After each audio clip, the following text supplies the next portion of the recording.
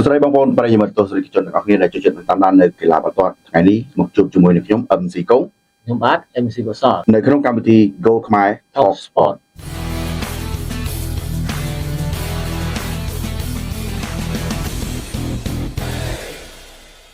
ไอ้สำหรับวิดีโอมวยนี้ก็มาจะเจอกันเลยกับซานมันเป็นการดักจอบส่วนนี้ก็เป็นท้ายในเยี่ยมปีการประกวดได้เติมแต่เป็นจอบเติมในโครงการประกวดยูฟ่าแชมเปี้ยนส์ลีกเชิงปีมวยในโครงแบบใบกรมจังร้อยนะMC กสอน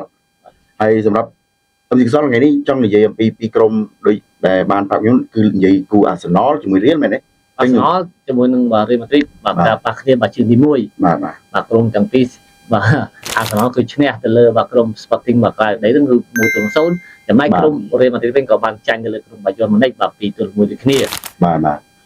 ไอ้จำนายช่วงวันครั้งนี้ก็ยังเลิกมาในโครงข่ายที่ปีคือจะการประกวดได้กรมปารีสแซงต์แชร์แมงมอกปีลีอองระบบรังในแต่บรรทอเพียบครั้งในโครงการประกวดแชมเปี้ยนลีกโดยบรรทอยชนะเลือกฮองกงลิเวอร์พูลปีตัวโซนไอ้จำนายประกวดที่ได้คิมจองใหญ่นั่นคือเราเวียงกรมเนี่ยเมียนบอลบาร์เซโลนาราใจกรมไปเจอว่าอาร์ติโกมาติดในขนม Spotify คำนูนะจังในขนมวิดีโอนี้พี่ยังอัดมาวิพีไอจานที่ขอในจังดังปีจำนับอารมณ์ก็โดยเจียการวิเพียโครงการประกวดได้เติมไปจับเติมปีMC กสอนในโครงการประกวดปีกูข้างเลยนั้นรวมจำนวนในช่วงปีกูของเราได้เลยมาแบบนี้จังสำหรับปองกสอนกัดทาอย่างไม่ได้ในโครงการประกวดได้อาร์เซนอลอาจโฮตเลยแต่สปอร์ตทีวีสปอร์ตบานการกรอบจังไงสำหรับผู้บาอาร์เซนอลจำนวนบาสปอร์ติ้งนิสบอนไปยืนดังให้บาสปอร์ติ้งบาคือจีกรงคลังมวยได้ในคงตักใบจังเหมือนงี้ที่บาโครงการจุดนะและอาร์เซนอลเนื้อแต่อายุชนะบาบามวยตัวโซนดิเชียตัดเตะบาลูกแก่ติดตาบาสำหรับตักใบบาจึงปีอันหนึ่งเมื่อtớiอาร์เซนอลชนะติดนั่นไงยังกระทาตักได้บอลเล่ยังทีมเนี่ยความโตกำลังchấtจึงปีนี้มันเงยสุดเตะสำหรับกรมสปอร์ติ้งนิสบอนตอนนี้ยังสมกัดtừ MC กสอนยังกับยูเคยเนี่ยนะคือตำรวจเล่นอาร์เซนอลยังเคยทำแบบมันธรรมดาเนาะแบบธรรมดาขนาดธรรมดาแบบมันธรรมดาคือเล่นแบบเรื่อยๆแต่ไปดานาได้ไปได้จองจูบตรงนั้นคืออาร์เซนอลตายแต่ครั้งต่างๆก็มันตายยังชอบจำนวนมวยไปได้จูบตรงซ้ายไม่ให้หรอกมันอาร์เซนอลดรอปจงมาได้ตั้งวีดาวไหมอาร์เซนอลไปได้ครั้งบางครั้งคือเล่นมาอ้อเชิงได้มาดองป้าแต่ไปกรมใส่อาร์เซนอลหาดูจีบติดแบบทอยเชิงงอนยังไงนั่นมาทางการพูดคนุ่งลิกมาทางการพูดแบบเป็นวันทุ่มๆดีนั่นไงจังสมมวยสมนติอะไรกรมอาร์เซนอลยกขึ้นโดยนี้ได้จังยังต้องดังปีเรื่องกู้ระเวียงอัตริซอเรียมาดริดได้จังในขนมตักใบซันตาโกบานาเบลจมวยหนึ่งบายอมันได้สำหรับกูเรียมาดริดแบบจังแต่เลยแบบบายอนก็ยังตัวตัวชัวร์ฮะเรียมาดริดแบบคือจังเป็นแมนการสุดบอลเรียลคือเจ้ามันได้เนี่ยจำได้ว่าบายอนยังต่างหากแบบเซลล์บาดร้อนน่ะมันอะไรเนี่ยตัวใบจีบใบจ่าแมนบายอนสายจะเป็นแต่การหรือซาตุรงจับมาบักวัดแต่บาดร้อนโอ้ยยังไงน้องยังบานตัวสถานการณ์ประกอบจับการสมติเป็นหมอยังยศเคยไปได้บองกุศลใหญ่ยังยี่จอมขนมการประกวดการสมตินั้นเรียนมาติดมีออกการสดโหดดอกประมูลเชิงไหมนะบอกดอกประมูลเชิงแต่น้อยประมูลเชิงให้น้อยเซลผมปลอมการแต่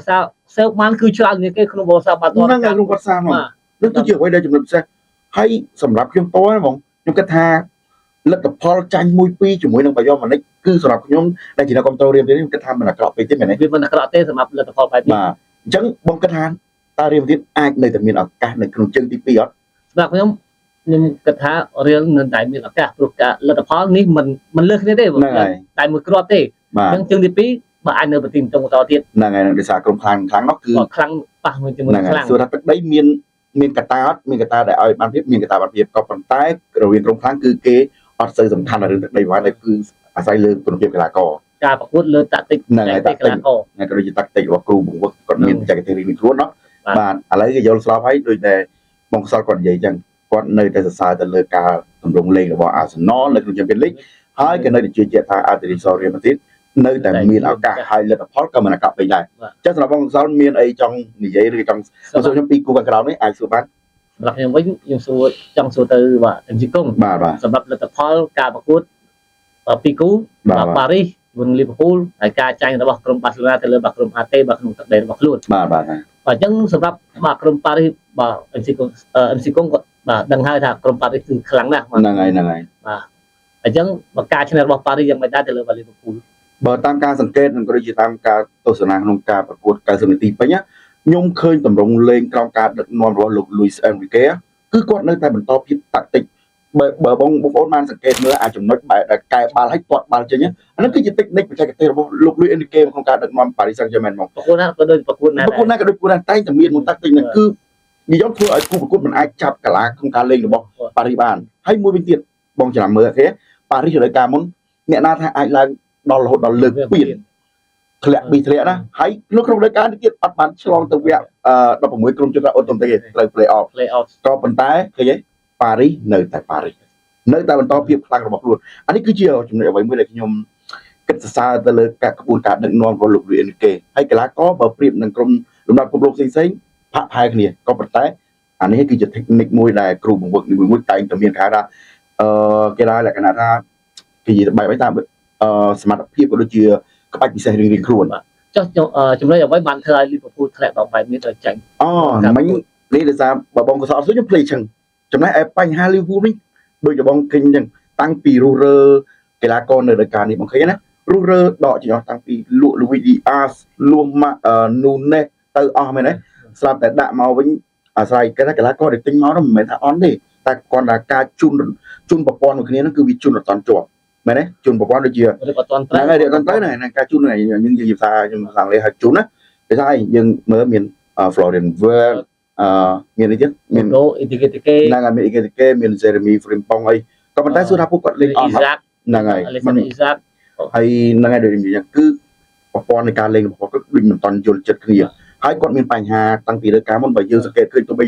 Liverpool លើកមាន Premier League ក៏ប៉ុន្តែបើយើងសង្កេតមើលគឺ Liverpool មានបញ្ហាតំបន់ក្រោមនោះព្រោះឥឡូវនេះបាទ Fergie van Dijk ចាប់បានវ័យកាន់តែជ្រេអូខេឥឡូវកាន់តែរការនេះកាន់តែបញ្ជាក់ច្បាស់ថា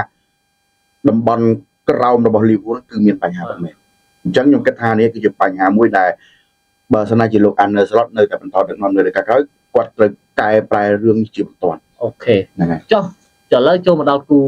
Barcelona វិញជាមួយនឹងក្រុម Atletico Madrid បាទចំណុចអ្វីដែលធ្វើឲ្យ Barcelona ចាញ់ក្នុងទឹកដីរបស់ខ្លួនអានេះខ្ញុំហ៊ាននិយាយបានថាក្នុងនាមជាខ្ញុំមិនមែនជាគេហៅ Hatter fan ណាខ្ញុំគឺនិយាយខ្ញុំជា fan របស់ Real មែនក៏ប៉ុន្តែខ្ញុំមិនដល់ថ្នាក់សពរៀមBarcelona ទេក៏ប៉ុន្តែអ្វីដែលខ្ញុំសង្កេត90នាទីពេញ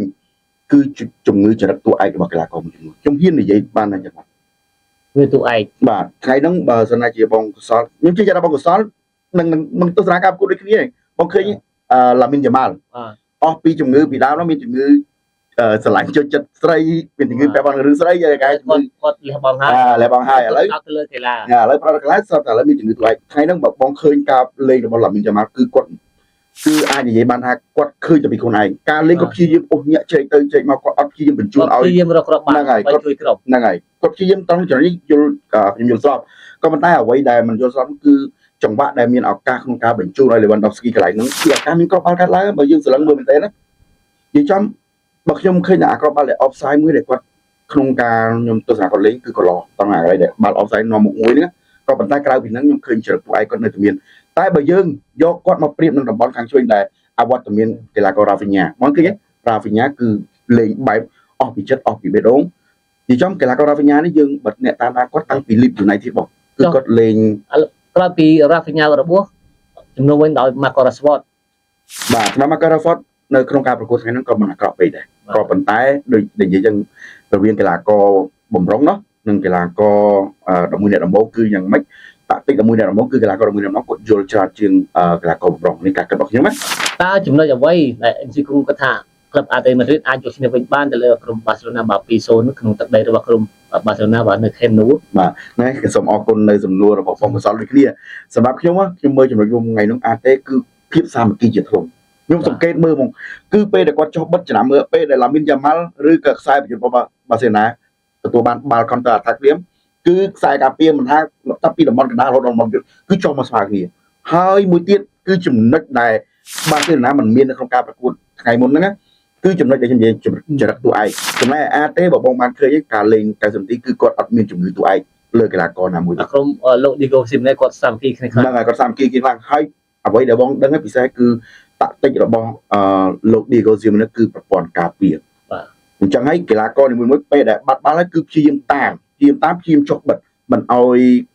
ខ្សែប្រយុទ្ធឬតំបន់កណ្ដាលរបស់ បើសិនណាលេងទៅស្រួលបងមើលឯនោះពេលត្រីអីលេងអត់ចេញណានិយាយឃើញថា យើងដឹងហើយបើតម្រង AT ប្រព័ន្ធរបស់លោក Nico Simone គឺតម្រងចាប់ឡានក្រុង ហ្នឹងហើយចង់ឡើង ឲ្យតែពេលមានក្របបាល់គឺឈ្នះចូលចាប់ផ្ដើមចូលឡានក្រុងហើយ បាទត្រូវ ចុះ MC កុងទៅគូប៉ារីសវិញ MC កុងយល់ថាប៉ារីសអាចបន្តឈ្នះបានទេនៅក្នុងទឹកដីរបស់ Anfield របស់ Liverpool វាជារឿងតានតឹងមួយដោយសារទឹកដី Anfield ដូចដែលយើងបានដឹងហើយគឺពិបាកណាស់សម្រាប់ក្រុមដែលទៅលេងក៏ប៉ុន្តែបើយើងមើលតាមទម្រង់លេងនារកាលនេះយើងមើលឃើញការលេងរបស់ប៉ារីសនៅក្នុងការប្រកួត Champions League ខ្ញុំគិតថាសម្រាប់ប៉ារីសសាំងហ្ជាម៉ែនខ្ញុំគិតថានឹងមានឱកាសអាចបន្តឈ្នះទៅលើ Liverpool ទោះបីខ្លួនឯងក្នុងនាមជាក្រុមភ្ញៀវយ៉ាងណាក៏ដោយក៏ដោយសារតែដូចនិយាយចឹងតាក់ទិកលោក Enrique រួមជាមួយនឹងកីឡាករសាមគ្គីហើយការលេងការអីហ្នឹងគឺដូចនិយាយចឹងប៉ារីសនៅតែល្អ ចុះគូ Barcelona វិញបាទ MC កុងគិតថា Barcelona អាចវាយបកយកឈ្នះទៅលើបាទក្រុម Atletico Madrid បានទេក្នុងទឹកដីការប្រកួត Champions League នេះខណៈដែលក្រុម Atletico Madrid ធ្លាប់ទម្លាក់ក្រុម Barcelona ម្ដងហើយក្នុងពានរង្វាន់ Copa del Rey បាទ បាទ